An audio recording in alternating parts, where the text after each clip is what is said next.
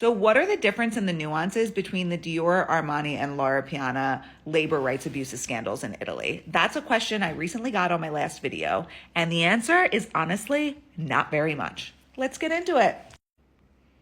If you don't know me by now, my name is Cassandra. I live and work in Italy. I'm the co-founder of the first leather upcycling center and sustainable design hub here in Italy, and the designer and founder of Sieme brand, upcycled luxury accessories handcrafted exclusively from offcuts and overstock by artisans here in Florence. And believe you me, I am extremely passionate about, number one, keeping leather out of landfills, and number two, supporting artisan made. So let's get into it. To answer the question, there really isn't a difference between any of these scandals. All of them involve subcontracted out work by unvetted illegal factories in an effort to reach a certain price or a certain quantity by a certain time, usually also a certain price that needed to be achieved. So ultimately, corners were cut. Now, you might be asking yourself, why is all of this stuff coming out now? And that is because there is a new head honcho in the Milan prosecutor's office, and he is making it a priority to go after illegal labor rights abuses in the Italian fashion supply chain with the cooperation of the Labor Protection Bureau arm of the Italian Carabinieri. I know that's a handful to say. The Italian Carabinieri are a type of police here in Italy. We have two types of police. So that's why it seems like all of this is all breaking at once. There's probably going to be more brands because I've read that they're probing into at least 12 different brands surrounding this type of illegal labor rights abuses. Now, this article that I am citing some of from Business of Fashion does the best job of really getting into the weeds.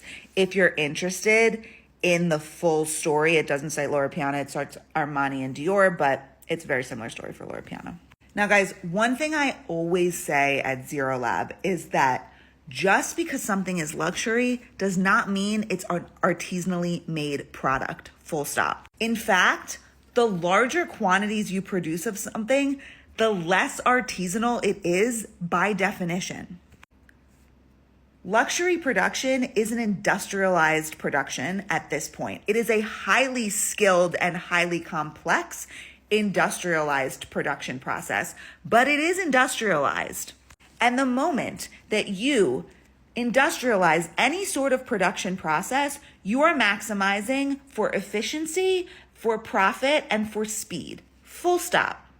It is also a lot of times how you can get a very high quality, repeatable product because it is studied to a level and broken down. All of the individual steps needed to produce that product are broken down and perfected in a way that will give you a very high quality product. So I don't want you to take away that just because something is industrialized means that it's not high quality. That's not what I'm saying. I'm just saying it's not artisanally handcrafted by a single individual in a small factory anymore. That's not what we're doing here anymore. Some of these brands are making tens of thousands of bags a month, and you just cannot operate and make physically tens of thousands of bags a month in an artisanal, independent, small factory the way that they're showing you on their social media. When you have a brand like mine, yes, this is artisanally made because I make like 20 or 50, or maybe the most I ever made was 100 bags of one style. And I worked with independent factories. Everything is hand woven, hand macrameed, and it's all made from either leather offcuts or dead stock, meaning that when I run out of the material, I run out of the material. But can that production model be scaled to become a global mega luxury brand? No, it cannot. So in a lot of larger brands, especially when everything is going gangbusters the way it has been for the last 10 or 20 years, now we're in a crisis, but honestly, for the last 20 years, it has been a boom for luxury brands. Many of them have become public, meaning that you are beholden to shareholders. And when it becomes all about the profits, all about the margins, all about the speed to market, that is when you start overlooking labor rights abuses because you have to meet these deadlines. This article specifically states that even some of these brands' own compliance teams knew about some of these problems, but were repeatedly told that they could only be addressed like months or years out because they had to find viable solutions. So they weren't going to just stop the production and put everything on halt. They had to keep feeding the pipeline. And a lot of times, in order to feed that pipeline, you might have vetted your initial contractor, factory partner, but they might need additional help to meet that deadline or that price. So they're going to go to a subcontractor, and that subcontractor might go to another subcontractor to help them, and down and down and down the chain it goes.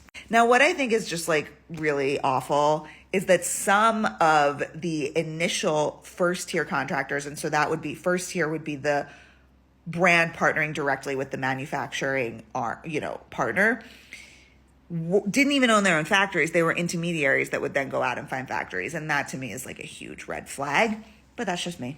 This video is getting long, so I'm going to wrap it up here. As always, if you have any more questions, put them in the comments and I'll continue to answer them because I could talk about this all day. But I will say that this issue has been boiling for decades. It has been being created for many decades and boiling for the last few decades. And it's finally, I think, all coming to a head. I'm excited to see where it goes. But if you want the history of kind of how we got here, let me know in the comments and I will do a whole series on that. Anyway, ciao from Firenze.